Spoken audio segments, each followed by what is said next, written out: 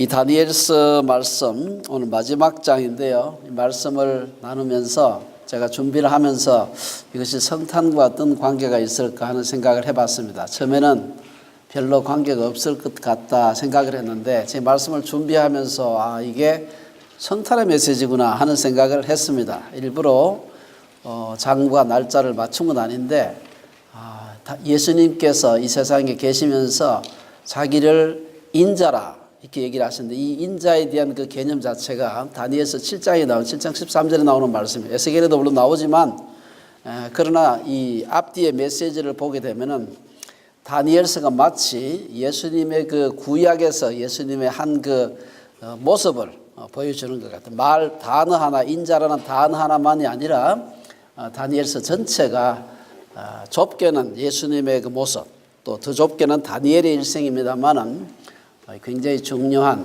성탄의 메시지구나 하는 생각을 하면서 말씀을 준비했습니다. 오늘 우리가 마지막으로 이 다니엘서 12장 말씀을 준비하면서 별과 같이 빛나는 삶이라는 제목으로 함께 말씀을 좀 나누었으면 좋겠습니다.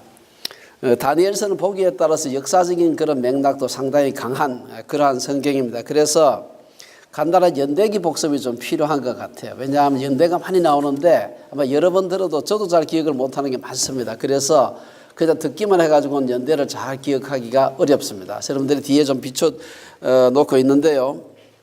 이 중에 몇 개만 좀 한번 우리가 전체 이 말씀을 이해하는 데 필요한 몇 개의 연대만 다시 한번 복습을 좀 하겠습니다. 이 연대는 아주 정확하지는 않습니다. 왜냐하면 아무도 정확한 연대를 모르기 때문에. 그러나 대개 이 연대다 이렇게 생각하시면 될 것 같아요. 우선은 BC 722년에 북쪽 이스라엘이 아수르한테 망하게 됩니다. 아주 중요한 연대죠. 그리고는 그 아시리아도 결국은 영원한 왕국은 존재하지 않는 것처럼 아시리아도 612년에 바벨론에게 망하게 됩니다. 그러고 난 뒤에 605년에 바벨론이 크게 여러 차례 했습니다만 크게 3번을 이 유대 나라를 침공하게 됩니다. 유대 나라를 침공한다는 말은 예루살렘을 침공한다는 말인데 605년에 바벨론의 1차 침공이 있게 되는데 이때 느부갓네살이 침공하게 됩니다. 이때 바벨론에서 다니엘과 그 세 친구들이 바벨론에 포로로 잡혀가게 되고 2차 침공이 597년, 3차 침공이 중요합니다. 도대체 침공을 해도 말을 안 듣고 항복하지 않으니까 세 번째 침공해가지고 완전히 예루살렘을 파괴해버립니다. 성전을 완전히 파괴했는데 그게 그 유명한 BC 586년의 사건입니다. 그리고는 드디어 이 이스라엘이라고는 이 나라라는 한 나라로서의 그 모습은 지도상에서 지워지게 됩니다. 그러고 난 뒤에 이제 바벨론도 영원하지 않게 됩니다. 바벨론에 이어가지고 근동의 강자로서 소위 페르시아 바사라고 우리 성경에 나와 있는데 바사가 등장을 하게 됩니다. 559년에 바사가 메데 바사 등장하게 되고요. 이 메데 바사에 의해 가지고 바벨론이 메데 바사에게 망하게 됩니다. 그게 BC 539년입니다. 539년에 그가 이제 마지막 그 바벨론의 왕인 벨사살이 죽고 바벨론이 메데 바사에게 멸망을 하게 되고 바벨론은 지도에서 지워지게 됩니다. 그리고 난 뒤에 이 메데 바사도 영원하지 않습니다. 그 뒤에 일어난 헬라 제국, 여러분이 아마 들어보셨겠습니다만 알렉산더 대제에 의해 가지고 BC 331년에 멸망하게 됩니다. 이 알렉산더 대왕도 역시 그렇게 대단하게 정복 전쟁을 했지만 그가 불과 10수년간 왕으로 재위하면서 근동의 모든 영역을 다 통일하고 인도까지 진출했지만 그도 323년에 갑작스럽게 죽게 됩니다. 그리고는 그의 그 나라가 4개의 제국으로 다시 분열되면서 우리가 지난번에 공부했습니다만 북쪽에 시리아와 남쪽에 애굽 이 두 나라가 계속해서 전쟁을 하고 이 전쟁의 틈바구니 한 북쪽 시리아에서 남쪽 애굽으로 가는 길목에 있는 유다가 그로 인해서 굉장히 많은 고통을 당하게 됩니다. 그리고 여러 차례의 그들 사이의 전쟁에서 우리 흔히 말하는데 고래 싸움에 새우등 터지는 그런 말처럼 아주 많은 유대인들이 고통을 당하게 됩니다. 그리고 가장 많은 고통을 주었던 것이 바로 이쪽 시리아에 있었던 안티오코스 에피파네스라는 사람입니다. 이 사람이 175년부터 이제 등장하면서 아주 그전에 많은 왕들도 고통을 줬지만 특별히 이가 많은 그 고통을 주었습니다. 그러면서 그가 아주 그냥 조직적으로 유대 종교를 말살하기 위해 가지고 예루살렘 성전에다가 이 주피터 신전이라 그러고 거기다가 그 율법에서 거만한 돼지고기를 가지고서 와서 제사를 드리고 이런 일들을 하게 됩니다. 그래서 주전 167년에 유대에서 마카비 일가가 일어나게 됩니다. 이래가지고 한 3년 정도 그 유명한 마카비 항쟁을 하면서 시리아를 완전히 격퇴하게 됩니다. 그것이 격퇴한 그 날이 바로 그 지난번에 소개했습니다만 하누카 수전절 성전을 깨끗하게 한 그런 절입니다. 지금이 하누카사 절기입니다. 그래서 요 성탄절에 하고 우리 하누카하고 절기가 아주 비슷해 가지고 하누카도 역시 빛의 절기라 빛의 축제라 그러고 성탄도 또 빛의 축제라 그래서 굉장히 비슷한 점이 많이 있습니다. 시기도 그렇고 또 그 상징도 그러합니다. 그 후에 이제 이 BC 4년에 예수님께서 탄생하시고 그리고 탄생하시고 난 뒤에 우리가 예수님 생애에 대해서는 복음서에서 많이 들었습니다. 그러고 난 뒤에 예수님께서 한 AD 한 30년, 31년경에 세상을 떠나시고 그리고 그로부터 한 3, 40년 뒤인 AD 70년에 로마의 침공으로 예루살렘이 로마에 의해서 완전히 파괴가 됩니다. 이것이 이제 대략 우리가 지금 다니엘서에서 다 다루고 있지는 않습니다만 상징적으로 보여준 여러 사건들이 되게 커버하는 시기입니다. 한 BC 한 700년부터 시작해서 예수님 오실 때까지 혹은 로마가 예루살렘을 파괴할 때까지 대략 한 700년 정도의 기간을 다니엘서가 커버하고 있다. 이런 말씀을 드리면서 오늘 본문에 나타난 환상을 다시 한번 좀 살펴보겠습니다. 다니엘이 10장에서 12장 전체 환상을 받은 것 지난번 말씀드렸습니다만 10장, 11장, 12장은 하나로 되어 있는 환상입니다. 그래서 10장 환상을 받기 시작한 날짜가 언제나 10장 1절에 언급되어 있습니다. 여기 보면은 10장 1절에 보면 바사왕 고레스 제3년에 한 일이 벨드사살이라 이름한 다니엘에게 나타났는데 바사왕 고레스 제3년 고레스가 539년에 등장했기 때문에 536년이라 이렇게 볼 수가 있습니다. 이때 받은 환상이다 이렇게 볼 수가 있습니다. 다니엘이 이 환상을 받은 그 장소는 우리가 지난번에 살펴봤습니다만 히데겔 강가라 그랬습니다. 지금으로 말하면 티그리스 강가입니다. 이 환상을 보고 다니엘서 10장 2절에 보면 다니엘이 세 일해 동안 21일 동안 1회가 7일이니까 세 일에는 21일입니다. 3주 동안 슬퍼했다. 또한 그는 이어서 말하기를 이 큰 환상을 볼 때 내 몸에 힘이 빠졌고 나의 아름다운 빛이 변하여 썩은 듯 하였고 나의 힘이 다 없어졌다. 왜 그래 됐을까? 이유는 두 가지입니다. 환상의 내용이 도대체 너무나 우리가 꿈을 꾸고 난 뒤에 꿈이 도대체 자세히 기억은 안 나는데 뭔가 불길한 것 같아. 이러면 사실 꿈을 꾸고 난 뒤에 깨고 난 뒤에도 아주 밤에 마음이 무거운 그런 경우를 우리가 경험을 합니다. 환상의 내용이 아주 번민케 하는 뜻은 정확하게 모르겠는데 번민케 하는 내용이에요. 두 번째는 그 환상의 내용이 무엇인지를 정확하게 잘 몰랐기 때문입니다. 그래서 이 환상을 이해하려고 애를 쓰는 다니엘에게 하나님께서 두 천사를 보내서 격려하고 위로하는 내용이 이제 나오고 있습니다. 하나님은 천사를 통해서 다니엘을 깨우고 격려하고 두려워하지 말라. 이게 10장이 나오는 얘기입니다. 하지만 다니엘은 끝날에 대해서 받은 환상들을 이해할 수 없었고 이 환상들로 인한 그 불안으로부터 벗어날 수가 없었습니다. 이러한 다니엘에게 다 마침내 하나님께서 오늘 본문에서 12장에서 답을 주신다 이렇게 볼 수가 있습니다. 그래서 우리가 12장 말씀의 그 배경을 좀 살펴보고 오늘 본문을 살펴보는 게 필요합니다. 우선 12장에서 1장에 보면은 대환란이 일어나는 것을 얘기하고 있습니다. 하나님께서 다니엘을 위로하시기 위해서 12장을 주셨지만 1절은 여전히 비관적이고 우울하고 한 그런 환란에 대한 얘기로 시작합니다. 1절에 보면은 대환란이 있으리니 이는 개국 이래로 그때까지 없던 환란일 것이다.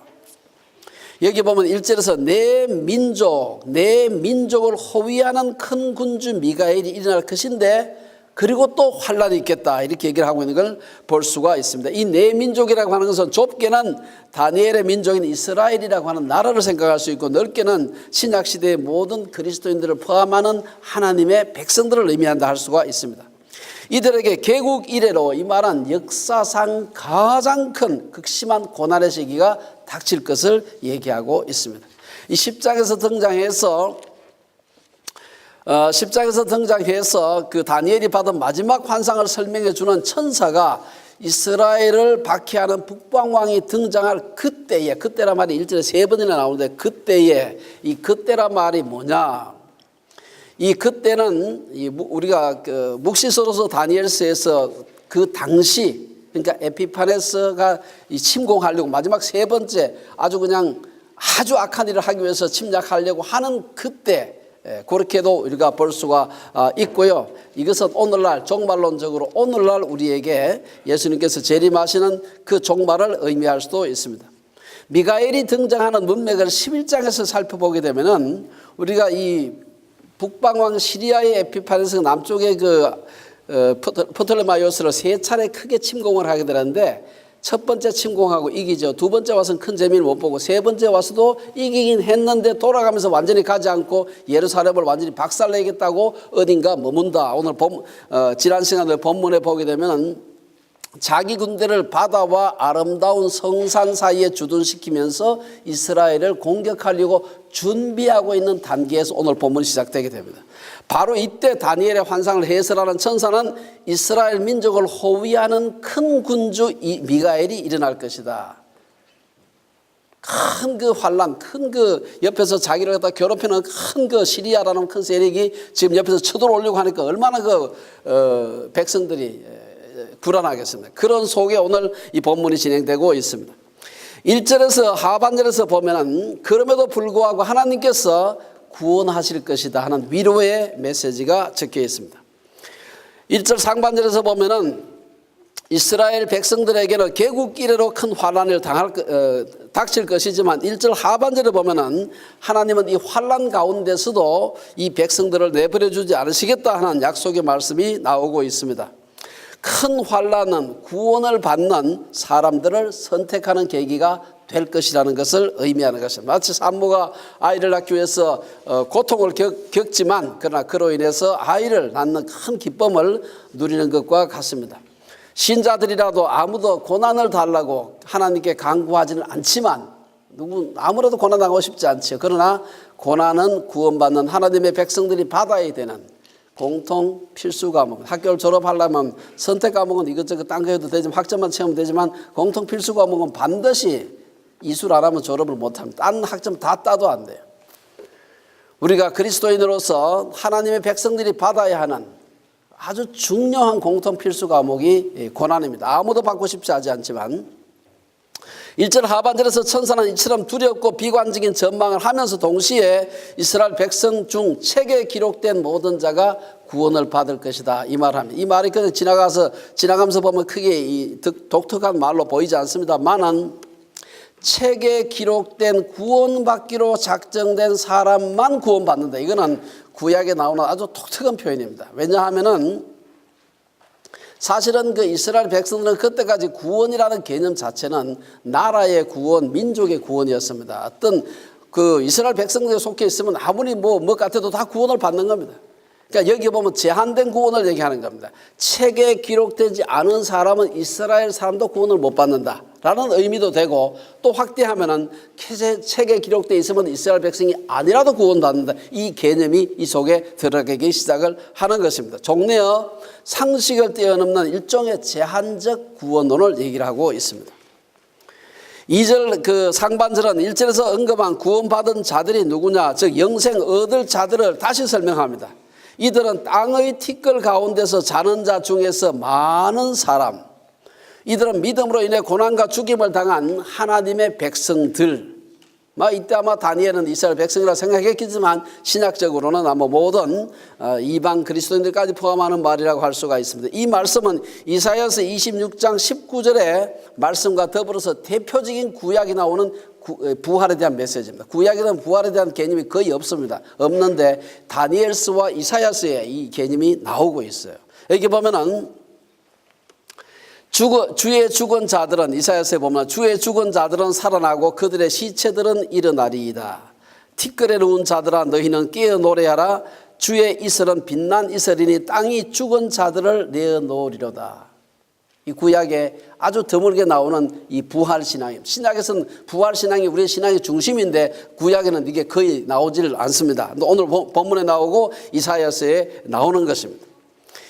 반면에 그 2절 하반절에 보면은 수치를 당하여서 영원히 부끄러움을 당할 자도 있을 것이다. 세상에서 죄악된 삶을 사는 사람은 이 다음에 부활은 똑같이 하겠지만 그러나 부끄러운 그러한 구원을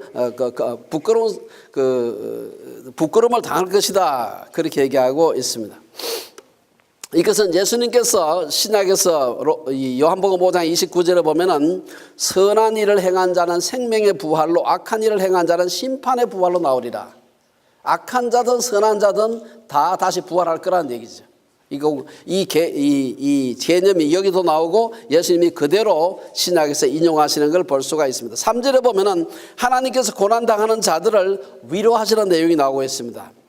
온갖 종류의 그 환난 중에도 믿음을 지킨 자는 지혜 있는 자라. 지혜 있는 자는 궁창의 빛과 같이 빛날 것이다. 또한 온갖 이단 사설들이 난무하는 세상에서 많은 사람들을 옳은 대로 돌아오게 한 자는 별과 같이 영원토록 빛나리라. 세상의 스타는 스스로 타락한 자들, 세상의 스타는 잠시 빛나는 스스로 타락한 자들이지만 하늘나라의 스타는 궁창의 별과 같이 영원토록 비추게 될 것이다. 하나님 나라에서 별과 같이 또 해와 같이 빛나는 사람들에 대한 표현은 예수님의 말씀 중에서도 등장하는데요. 마태복음 13장에 보면 그때의 의인들은 자기 아버지 나라에서 해와 같이 빛나리라. 거의 비슷한 표현이 나오고 있습니다. 환난 가운데서 하나님께서 구원하신다는 사실은 환난 가운데 있는 모든 백성들, 하나님의 백성들에게 큰 위로가 되는 겁니다. 지금 막 그 거대한 그 세력이, 악한 세력이 자기 나라를 갖다가 통째로 집어삼키려고 막 쳐들어오려고 하는 이 불안한 이 환경 속에서 위로를 하시는 것입니다. 우리가 인생을 살면서 복음으로 인해서 하나님 나라를 위해서 자원적인 고난을 받거나 외부로부터 원치 않는 고난을 받을 때 이 위로의 약속이 없다면 우리가 어떻게 견딜 수 있을까? 큰 고난, 작은 고난, 사람마다 고난의 크기는 다르지만 하나님께서 우리를 위로하신다는 것이죠. 4절에 보면은 우리가 잘 이해하지 못하는 유명한 말씀이 나오고 있습니다. 예언을 인봉하는 얘기가 나오고 있는데요. 4절의 상반절에 보면은 천사가 다니엘이 말하기를 마지막 때까지 이 말을 간수하고 이 글을 봉함하라.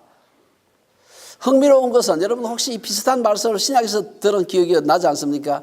계시록에 보면 요한계시록 제일 끝에 22장 10절에 보면은 또 내게 말하되 이 두루마리의 예언의 말씀을 인봉하지 말라. 때가 가까우니 인봉하지 말라 그래요.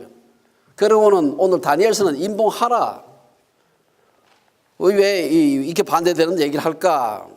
여기는 두 가지 이유가 있는 것으로 봅니다. 첫째는 사도 요한이 받은 계시는 둘 다 종말에 대한 계시이긴 한데 사도 요한이 받은 계시는 성도들에게 곧 일어날 종말을 얘기하기 때문에 인봉하지 말라 그러지 않은 게 아닌가 생각이 됩니다. 사실은 인류 역사 이래로 수많은 예언자 선지자들을 통해서 말씀에 오던 인자가 오셔서 대속적 사역을 마치시고 부활 승천하신 후에 그리고 우리가 그때부터 시작해서 지금까지를 말세라 그러죠. 언제 예수님께서 오실지 그때는 몰랐지만 지금 2000년이 지나서 아직 안 오셨지만 그때부터 지금까지는 말세라는 것이죠. 그래서 인봉하지 말라. 그러나 다니엘서는 예수님보다도 오시기 한 500년 600년 전의 일입니다. 그래서 아마 그때까지는 인봉한 채로 두어라 이렇게 한 것이 아닌가 생각할 수 있습니다. 둘째 이유는 뭘까? 둘째 이유도 사실 이해하기 어렵습니다. 4절 하반절에 보면은 왜 인봉하라 그러는가? 많은 사람이 왕래하며 지식이 더할 것이기 때문이다. 이 정말 이해가 잘 안 되는 말씀입니다. 왜 많은 사람들이 왕래하며 지식이 더할 것이기 때문에 말씀을 간수하고 말씀을 닫고 간수한다는 닫는다는 말입니다. 닫고 그리고 봉해야 될까? 이것을 이해하려면 오늘 본문에 나오는 빨리 왕래하다라는 의미의 그 히브리어 그 원문을 그 단어를 좀 이해하는 게 필요한데 이 단어가 아모스 8장에 등장하는 단어입니다. 8장 11절에 보면은 주 여호와의 말씀이니라 보라 날이 이를지라 내가 기근을 땅에 보내리니 양식이 없어 주림이 아니며 물이 없어 가람이 아니요 여호와의 말씀을 듣지 못한 기갈이라. 여기서부터 좋아요. 사람이 이 바다에서 저 바다까지 북쪽에서 동쪽까지 비틀거리며 여호와의 말씀을 구하려고 돌아다녀도 얻지 못하리니, 여기지 비틀거리며 돌아다녀도 얻지 못하리니 그날에 아름다운 처녀와 젊은 남자가 다 갈하여 쓰러지. 여기 보면 돌아다녀도 하는 말이 여기 같은 말입니다. 하나님 말씀에 기가를 당하여 사람들이 동서남북 사방으로 방황하며 돌아다니는 것을 의미할 때 쓰는 말이 많은 사람이 빨리 왕래하며 하는 것과 같은 말입니다. 마지막 때가 되면 많은 사람이 빨리 왕래하며 지식은 더하겠지만 이것이 상당히 네거티브하게 여기서 사용이 되고 있습니다. 다분히 부정적인 뉘앙스가 강합니다. 이것은 오늘날 사람들의 왕래하는 속도와 지식의 증가 속도를 우리가 한번 생각해 보면 이해가 될 것 같아요. 오늘날 지식이 얼마나 많은지 모릅니다. 여러분 얼마나 많은지 모르지. 그런데 사실은 바닷물에서 마치 바다 태평양 한가운데서 있으면서 목이 마르 죽는 것처럼 소금을 먹고 우리 갈증을 해소할 수가 없잖아요. 오늘날 지식이 너무 폭발적으로 많은데 중요하고 정말 이 종말에 관한 바른 지식이 그만큼 적다는 것을 의미하는 것입니다. 오늘 특별히 인터넷의 등장과 더불어서 지식의 민주화가 이루어진 오늘날 우리는 지식이 없어서가 아니라 바른 지식이 없어서 사람들이 오만 대 접속해서 오만 지식을 다 얻습니다. 그러나 그 모든 지식이 다 우리에게 유익한 지식은 아니라는 것이죠. 저는 우리 주빌리가 좀 딱딱하지만 하나님 말씀에 충성된 청지기가 될 수 있기를 바랍니다. 우리가 두 번째 이제 크게 5절부터 그 나머지는 이 환난과 부활 신앙에 대한 얘기인데요. 먼저 5절 6절에 보면은 두 천사에 대한 얘기가 나오는데 그 중에 한 천사는 아마 인자가 아닌가 우리가 그렇게 볼 수가 있습니다.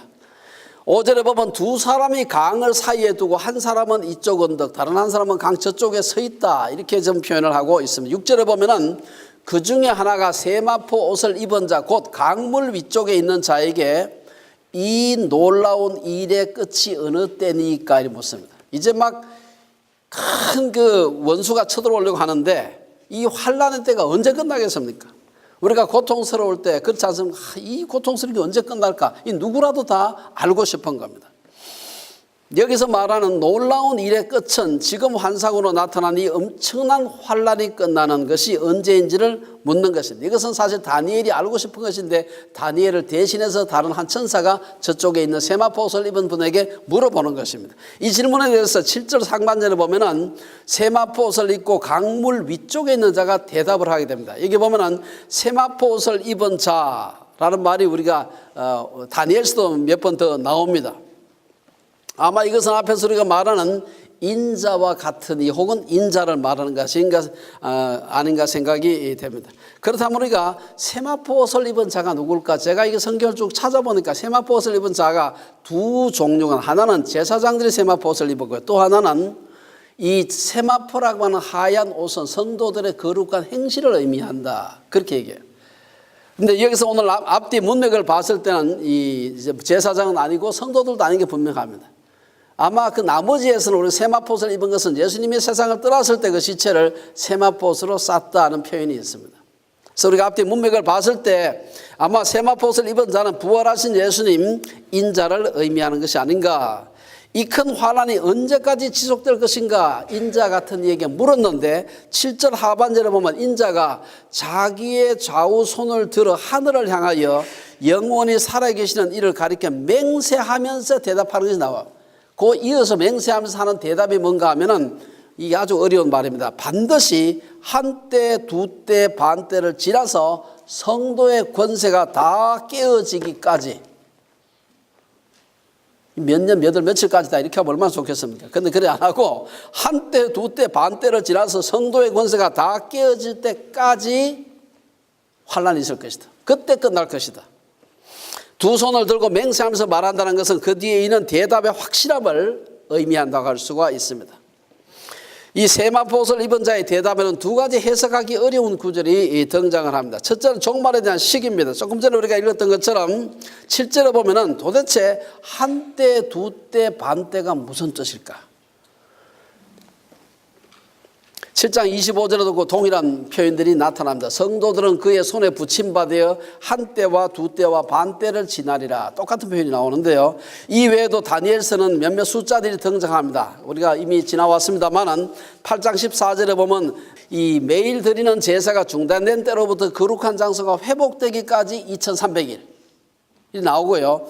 9장에 보면은 거룩한 자가 기름 부음을 받는 70일이란 말이 나오고요. 오늘 본문 11절에 보면 매일 드리는 제사가 중단되고 멸망에 가정한 것이 설 때까지 소요되는 1290일, 그리고 인내하는 성도들이 복을 누리기까지 소요되는 1335일. 도대체 이게 무슨 뜻일까 이게? 많은 종말론자들은 이것을 계산을 해가지고 열심히 계산해요. 뭐 한때, 두때, 반때니까 하나 더하기 둘 하면 셋이 되고 반때는 3.5때. 그러면 한 때가 1년이라고 하자. 그럼 3.5 곱하기 그 당시는 360일을 1년으로 계산했으니까 뭐 1200 얼마가 될 것이다. 따라서 그걸 연으로 계산하고 뭐 굉장히 복잡하게 계산을 하는데 사실은 성경은 이 숫자들에 대해서 침묵하고 있습니다. 많은 사람들이 이 근동에서 일어났던 여러 사건들과 이것을 갖다 맞추려고 애를 쓰죠.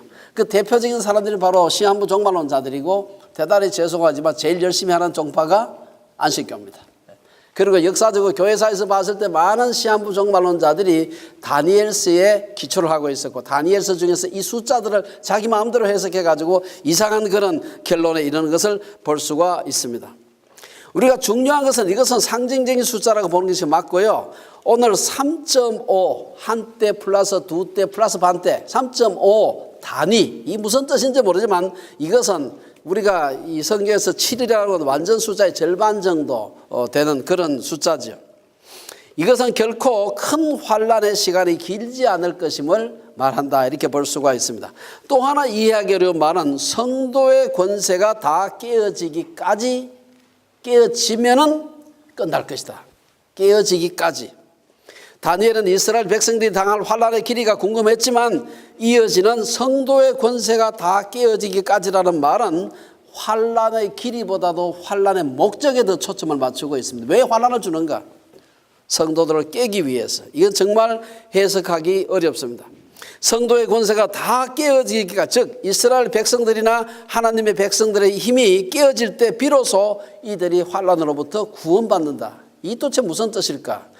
우리가 세상적 구원의 논리에 의하면 자신의 힘을 키워서 원수들을 제압할 수 있을 때 구원받을 수 있는 것처럼 보이지요.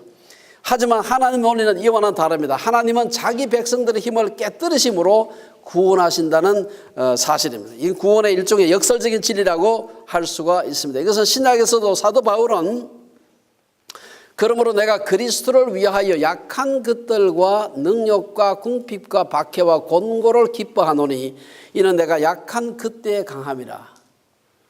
일종의 그 참 역설적인 그런 진리죠. 약할 때 강함이라. 여러분들이 그 어떤 분을 모시다가 교회에서 간증을 들을 때 어떤 분을 통해서 은혜를 받습니까? 내가 뭐 해보니까 막 그냥 학교도 맨날 그냥 수석을 하고 뭐 대단한 학교를 나와서 뭘 하고 그 성공한 얘기 들어봐야 하나도 은혜가 안 돼요. 잘났네. 그리고 그냥 하나도 은혜가 안 돼. 부럽긴 한데 하나도 은혜가 안 돼. 근데 내가 약한 그 모습을 간증할 때 우리가 그걸 은혜를 받습니다. 그렇지. 나도 그랬어. 하나님께서 바울이 내가 약할 그때 내가 강하다는 것은 기독교의 아주 중요한 역설적인 진리를 우리에게 얘기하고 있습니다.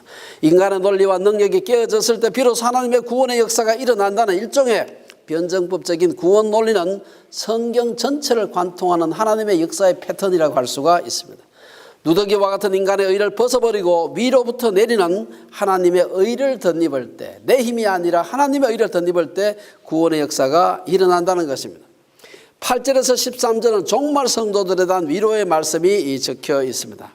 천사와 인자의 대화를 듣고도 다니엘은 여전히 두 분이 서로가 언제까지입니까? 뭐 서로 주거니 받거니 한데 그걸 듣고 있는 다니엘이 앞만 듣고 있어도 그게 무슨 뜻인지 알 수가 없어요.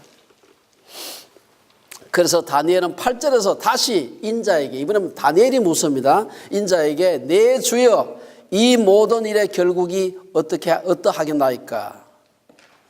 물었습니다. 하지만 이 다니엘의 질문에 대해서 9절에서 인자는 대답 대신에 다니엘아 갈지어다. 이 말은 마지막 때까지 간수하고 봉함할 것이니라 라고 대답합니다. 약간 동문서답하는 내가 물은 데 대해서 대답을 안 하고 엉뚱한 대답을 좀 하는 것 같죠. 이 대답은 지금 다니엘 세대가 아니라 마지막 때를 살 성도들에게 들려주어야 할 진리라는 말입니다. 그러면서 10절에서 12절은 환난 가운데 있는 하나님의 백성들에게 곧 환난이 끝날 것이므로 환난을 이기고 승리할 테니 조금 더 참으라.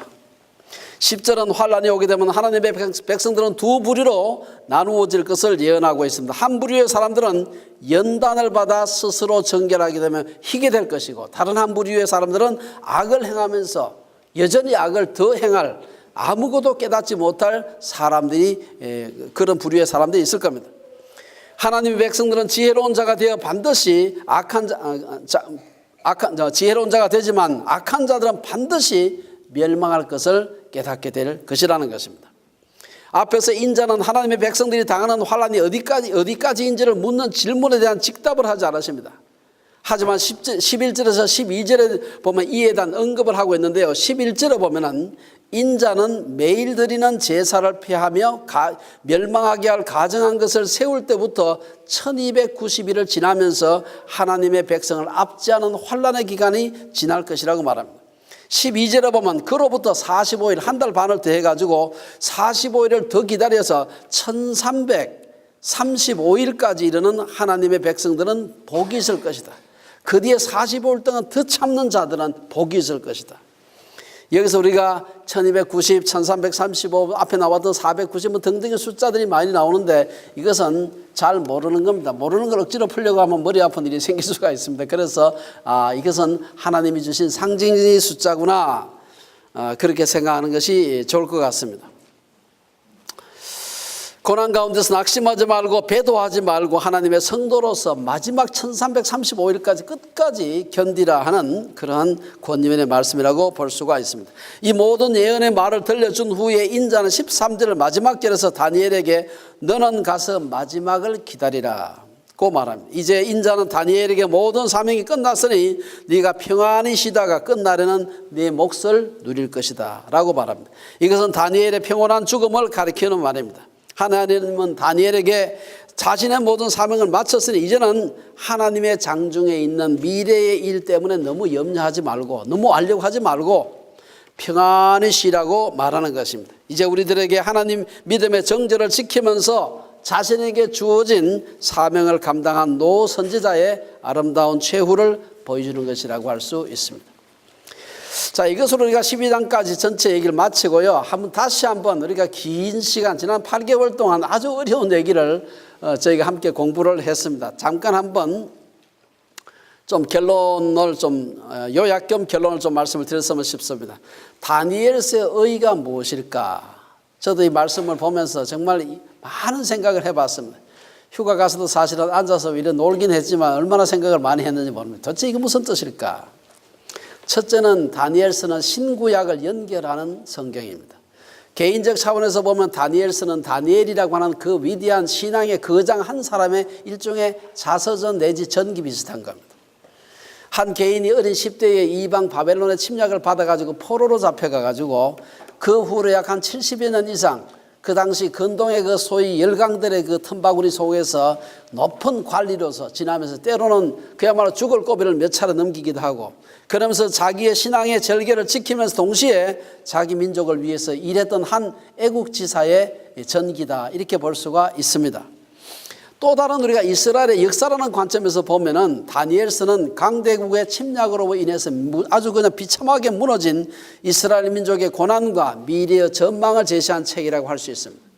세 번째로 이걸 범위를 더 넓히게 되면 좀 더 우리가 국제 정치학적으로 보게 되면은 다니엘서는 애굽, 아시리아, 바벨론으로부터 시작해서 메데, 바사, 헬라, 로마로 이어지는 고대 근동에서 열강들의 부침을 기록한 그런 책이다 이렇게 볼 수 있습니다.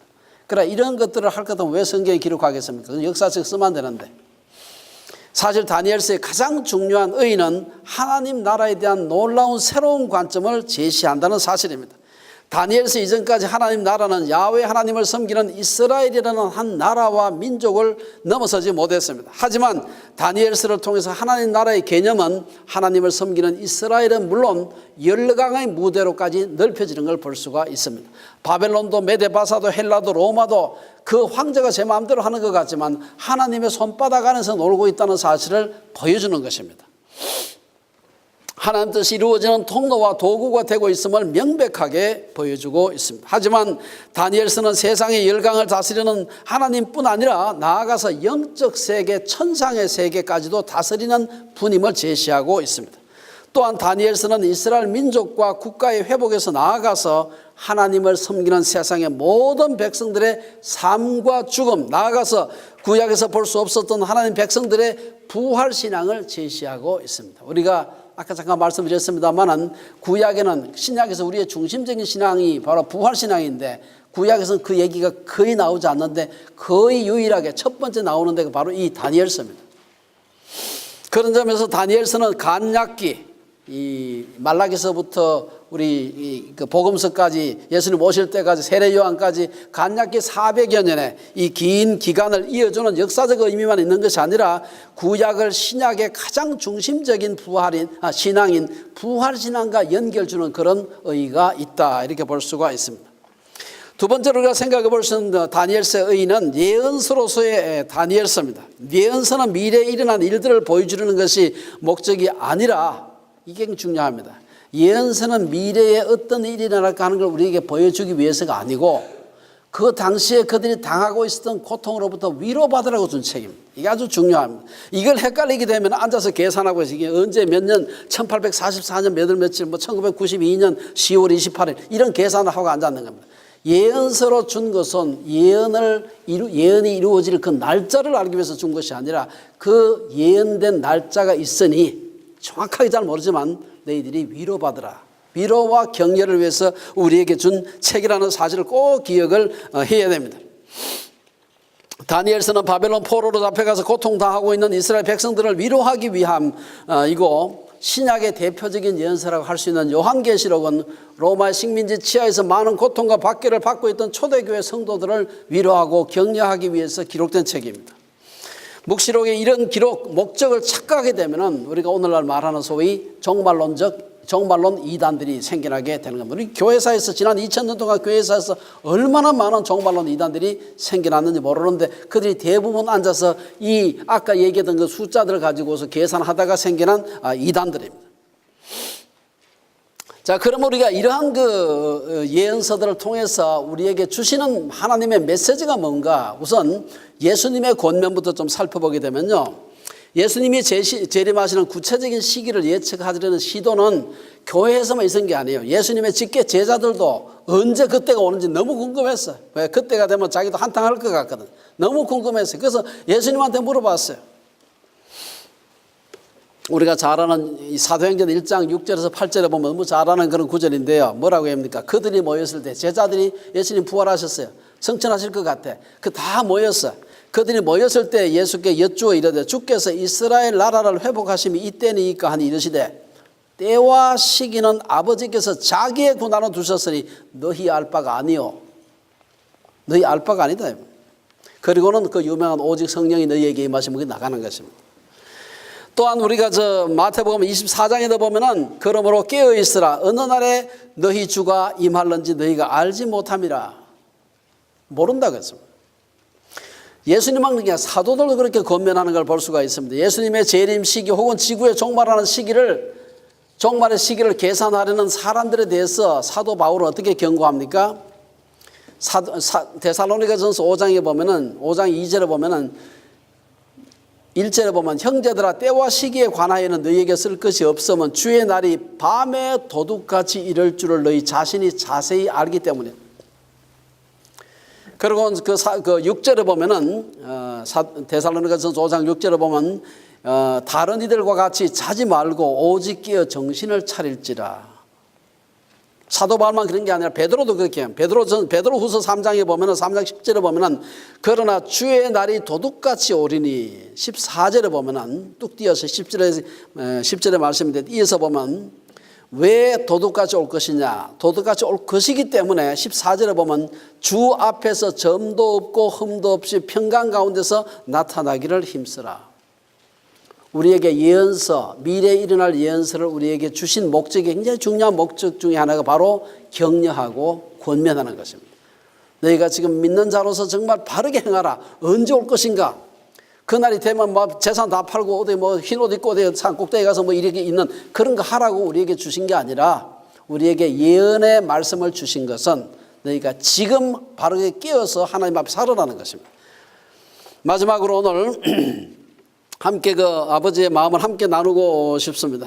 종말론적 이단에 대한 경고에서 이미 말씀을 드린 것처럼 다니엘서는 오늘을 살아가는 성도들이 환난을 당하더라도 변절하지 말고 배도하지 말고 하나님의 백성으로 충성스럽게 살아갈 것을 교훈하고 있습니다. 이에 대해서 사도 바울은 고린도전서 15장 58절에서 내 사랑하는 형제들아 견실하며 흔들리지 말고 항상 주의 일에 더욱 힘쓰는 자들이 되라.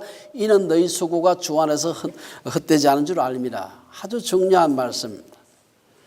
우리가 그 앞에 사실은 15장 우리가 부활장인데 51절 보면은 예수님의 그 언젠가 모르지만 예수님 오실 그 때를 생각하면서 재산 다 팔고 어디 가서 뭐 하고 막 그걸 하지 말고 너희에게 주어진 일들을 성실하게 감당하라. 사도 바울의 말처럼 어느 순간 우리는 마지막 나팔의 순식간에 호련히 다 변화될 것입니다. 그런 때가 언제 올 것인가를 아는 것은 언제 올까? 그건 그렇게 중요한 것이 아니다. 예수님이 내일 오시든지 천년 후에 오시든지 부활 소망을 가진 성도들의 삶의 태도가 달라지지 말아야 된다는 것을 얘기하고 있습니다. 부활 소망이 없는 자들은 이사야 선지자 시대에도 있었습니다. 내일 죽으리니 먹고 마시자. 22장 13절의 그 표현 똑같은 표현이 보면은 고린도전서 15장 32절에 나옵니다. 죽은 자가 다시 살아나지 못한다면 내일 죽을 터이니 먹고 마시자. 다니엘을 향한 하나님의 마지막 안식의 축복을 보면서 우리도 모두 그런 죽음을 맞이하는 것이 얼마나 참 우리의 소원이 되지 않아야 될까 생각을 해봤습니다. 저는 이와 관련해서 제가 가끔 인용하는 남아공의 초대 흑인 대통령 만델라의 말을 제가 한 번 더 소개하고 싶습니다. 이분이 한 뭐 여러 가지 좋은 말이 많습니다만은 그분이 한 말 중에 이런 말이 있어요. 죽음은 피할 수 없는 것이다. 한 사람이 태어나서 자신이 속한 국민과 국가를 위해 해야 할 의무라고 생각하는 것들을 마쳤다면 그는 평안하게 안식을 취할 수 있다. 난 그런 노력을 했다고 믿고 있고 그래서 영원히 잠잘 수 있을 것이다. 다니엘은 10대의 나이에 바벨론의 포로로 잡혀와서 이제 90에 가까운 노인이 되었습니다. 그는 풍운의 세월을 보냈지만 하나님과 자기 민족 앞에서 자기가 해야 할 일을 다 마쳤다고 생각했습니다. 그런 다니엘을 두고 하나님은 마지막 오늘 13절에 보면 너는 가서 마지막을 기다리라. 이는 내가 평안히 쉬다가 끝날에는 내 몫을 누릴 것임이라. 거의 아마 얼마 뒤에 다니엘은 죽었을 겁니다. 우리도 그런 하나님의 위로 가운데서 평안히 죽어야 할 것이 아닌가 생각해 보았습니다. 환난 가운데서도 믿음의 정절을 지키면서 자신의 사명을 감당한 다니엘과 같이 별과 같이 빛나는 아름다운 삶을 사는 주빌리의 식구들 되시기를 주의 이름으로 축원합니다. 기도하겠습니다.